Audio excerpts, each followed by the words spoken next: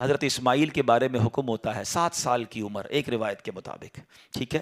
خواب میں آپ کو کہا جاتا ہے آپ نے 3 راتوں تک مسلسل خواب دیکھا کہ اپنے بیٹے کو ذبح کرو. اگین ذرا سمجھیے گا قربانی کا لیول.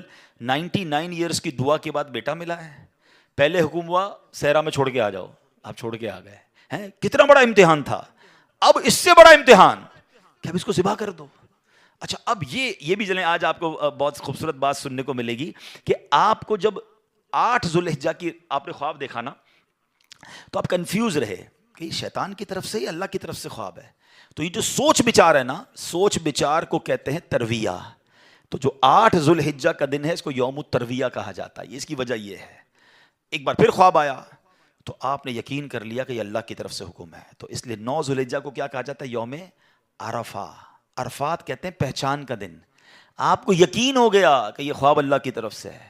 اور 10 ذوالحجہ کو آپ ذبح کرنے کو چلے تو یوم النحر کہا جاتا ہے، ذبح کا دن. یہ ایکچولی یوم ترویہ، یوم عرفہ اور یوم النحر یہ حضرت ابراہیم کی کیفیات تھیں. اچھا اب آپ نے کمال یہ کیا کہ جب آپ کو یقین ہو گیا نا، آپ نے اپنے بیٹے سے بھی پوچھ لیا کہ بیٹا مجھے اس طرح خواب آیا ہے، تم کیا کہتے ہو؟ 7 سال کا بیٹا ہے، ایک روایت کے مطابق ان کی 10 سال عمر ہے. اللہ اکبر. وہ بیٹا بھی کیسا ہے. جب آپ نے بیٹے سے پوچھا تو بیٹا کہتا ہے ابو جی یا بنیا انی ارا فی المنام. قرآن میں یہ الفاظ موجود ہیں، انی اذبحک فانظر ماذا ترى. اے میرے بیٹے میں نے خواب میں دیکھا کہ میں تجھے ذبح کر رہا ہوں، تیری کیا رائے ہے؟ ہائے ہائے. بیٹا کیا کہتا ہے؟ یا ابت افعل ما تؤمر. اے والد صاحب کیجئے جس بات کا آپ کو حکم دیا جا رہا ہے. ستجدونی انشاء اللہ من الصابرین. خدا نے چاہا تو قریب ہے آپ مجھے صابر پائیں گے، صبر والا پائیں گے. اللہ اکبر. اور ایسا ہی ہوا. آپ اپنے بیٹے کو لے کے جا رہے ہیں، آپ نے اپنی بیوی ہاجرہ کو کہا اس کو تیار کر دو میں کہیں لے جا رہا ہوں، بتایا نہیں ماں کو. انہوں نے بڑا تیار کیا ان کو. آگے گئے تو اب شیطان اتنی بڑی قربانی کو کیسے ہضم کرتا. فوراً گیا بی بی ہاجرہ کے پاس. اے ہاجرہ پتہ ہے تمہارے شوہر کہاں جا رہے ہیں آپ کے بیٹے کو لے کر؟ کہاں جا رہے ہیں؟ کہا ذبح کرنے جا رہے ہیں. کہا نہیں وہ تو کسی سے ملانے لے جا رہے ہیں، تیار کر کے لے گئے. کہ نہیں وہ ذبح کرنے جا رہے ہیں. کہ باپ بھی بیٹے کو ذبح کرتا ہے؟ بی بی ہاجرہ کہتی ہیں. اب شیطان کہتا ہے کہ ہاں اس لیے کر رہے ہیں کہ اللہ کا حکم ہے. کہا اللہ کا حکم ہے؟ پھر ٹھیک ہے میں راضی ہوں. ہائے ہائے ہائے، رب کا حکم ہے نا. کیسی ماں تھی، کہتی پھر میں راضی ہوں. شیطان کا ادھر بس چلا نہیں، حضرت اسماعیل کے پاس پہنچ گئے. کہا اے بیٹے تمہیں پتا ہے تمہارے ابو کہاں لے جا رہے ہیں؟ کہا ابو کہیں لے جا رہے ہیں مجھے. کہا تمہیں ذبح کرنے لے جا رہے ہیں؟ کہا کوئی باپ بھی بیٹے کو ذبح کرتا ہے؟ کہا ہاں اللہ کا حکم ہے. کہا اللہ کا حکم ہے پھر میں بھی راضی ہوں.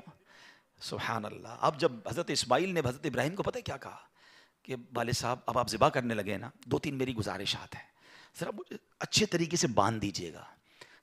کہ ایسا نہ ہو کہ جب مجھے آپ ذبح کریں تو میں زیادہ تڑپوں تو میرے خون کے چھینٹے آپ کے کپڑوں پر گریں گے تو آپ کے کپڑے خراب ہو جائیں گے. چھری کو ذرا تیز کر لیجیے گا تاکہ مجھے تکلیف کم ہو. مجھے الٹا لٹا کے ذبح کیجیے گا تاکہ آپ میرا چہرہ نہیں دیکھ سکیں گے. اور ہاں یہ جو میرا کرتا ہے نا میری ماں کو دے دیجیے گا تاکہ اس کو بیچاری کو تسلی ہو جائے. کیا دنیا نے ایسی قربانی دیکھی ہے؟ اب سنو، حضرت ابراہیم نے بالکل ویسا ہی کیا. آپ کو باندھ بھی دیا، آپ کو لٹا بھی دیا اور آپ نے چھری چلا بھی دی. چھری کا کام کاٹنا ہے، اللہ چاہے تو چھری نے کام نہیں کرنا نا. آپ نے اپنا کام پورا کر دیا، وہ تو کر چکے جو کرنی بشر کی ہے.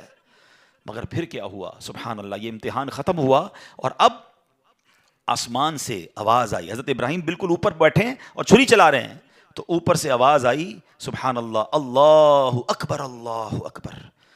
آپ نے جب سر اٹھایا تو دیکھا جبریل امین جنت سے مینڈھا دمبا لے کر آ رہے ہیں. تو آپ سمجھ گئے میرے امتحان کا وقت پورا ہو گیا ہے. بے شاختہ آپ کی زبان سے نکلا لا الہ الا اللہ واللہ اکبر. تو حضرت اسماعیل تو نیچے لیٹے ہوئے تھے، وہ بھی سمجھ گئے کہ لگتا ہے ہمارا امتحان پورا ہو گیا.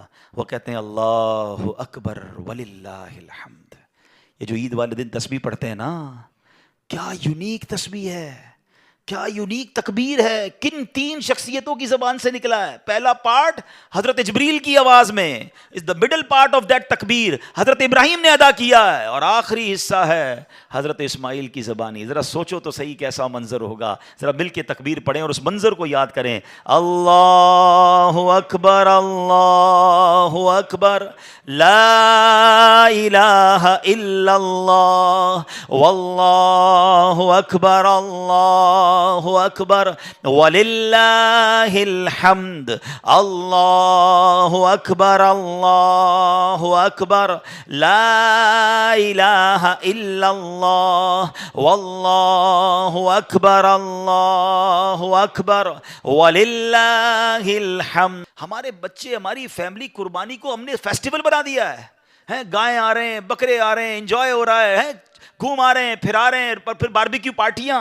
کبھی تو یاد کرو یار کیا ہوا تھا، یہ کیوں کر رہے ہیں قربانی، یہ کیسی قربانی کی داستان ہے، کب بتائیں گے ہم، کب اس کو سوچے تو صحیح۔ ہمیں خدا کی قسم ایک بار ان کو ہمیں زندگی میں اگر ہمیں بھی یہ کہہ دیا جائے کہ چلو ہر سال نہیں، زندگی میں ایک بار آپ بھی اپنا ایک بچہ ذبح کرو، کیا حال ہوگا؟ کتنی بڑی آسانی، بکرے کاٹو، گائے کاٹو، خود ہی کھاؤ، انجوائے کرو۔ شریعت نے کتنا آسانی کر دی ہم پر، لیکن اس قربانی کو تو یاد کریں نا۔ اور پھر اس سے سیکھنے کو کیا ملا کہ یہ وہ لوگ تھے کہ جن کی ان واقعات کو پڑھ کر کبھی تو احساس ہو یار کہ کبھی مال کی قربانی دینی پڑے تو میں حاضر، کبھی وقت کی قربانی دینی پڑے تو میں حاضر، کبھی اپنی خواہشات کی، اپنی ڈیزائرز کی قربانی دینی پڑے تو میں اللہ کے لیے دوں گا۔ اور اللہ وہ دن لائے جب جان کی قربانی دینی پڑے، تم بھی اب پیچھے نہ ہٹے کہ یا اللہ جان بھی تیری ہے، تو نہیں تو دی نا جان، اے اللہ میں راضی۔ اللہ وہ جذبہ عطا فرمائے۔